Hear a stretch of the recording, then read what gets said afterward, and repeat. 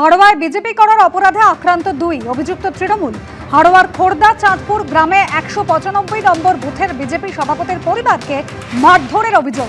আলাউদ্দিন মোল্লার দোকানে ভাঙচুর, দুই ছেলেকে মারধরের অভিযোগ। তৃণমূল আশ্রিত দুষ্কৃতীদের বিরুদ্ধে অভিযোগ। আহত দুজন ভর্তি হাসপাতালে। হাড়োয়া থানায় অভিযোগ দায়ের হয়েছে।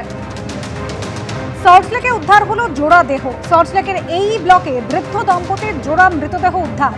স্বামী স্ত্রী বিষ খেয়ে আত্মঘাতী হয়েছেন প্রাথমিক অনুমান পুলিশের। দীর্ঘদিন ধরে ভুগছিলেন মহিলা, অসুস্থ ছিলেন তাঁর স্বামীও। গতকাল বাড়িতে কেউ ছিলেন না, সকালে ফোন করলেও কেউ ফোন ধরেনি। আর এরপর বাড়িতে এসে মা বাবাকে খাটের ওপর পড়ে থাকতে দেখেন ছেলে। আমরা এই মুহূর্তে রয়েছি সল্টলেকের এই ব্লকে। আমার সামনে যে বাড়ি রয়েছে, এই বাড়ি থেকে আজকে দুজনের দেহ উদ্ধার করা হয়। দুজনের নাম হচ্ছে সজল কুমার কুন্ডু এবং তার স্ত্রী রঞ্জনা কুন্ডু।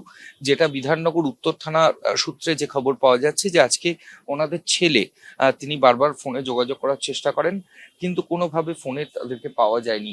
দরজায় যে কলিং বেল, সেই কলিং বেলও বারবার করে প্রেস করার পরেও বাড়ির কেউ কোনো সাড়া শব্দ দিচ্ছিল না।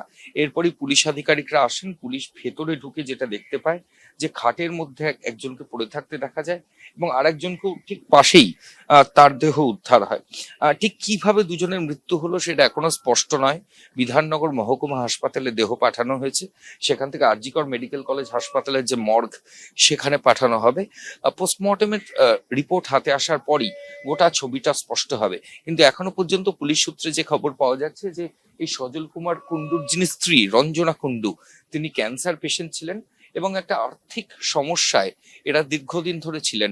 ফলত এই গোটা ঘটনার পেছনে এই আর্থিক যে অনটন, সেটা অন্যতম কারণ কিনা সেটাও বিধাননগর উত্তর থানার যারা পুলিশ আধিকারিকরা তারা খতিয়ে দেখছেন। গোটা ঘটনায় একটা অস্বাভাবিক মৃত্যুর মামলা রুজু হয়েছে। পরিবারের সদস্যদের সঙ্গে, অর্থাৎ এই দম্পতির যে ছেলে রয়েছেন তার সঙ্গে পুলিশ আধিকারিকরা কথা বলছেন।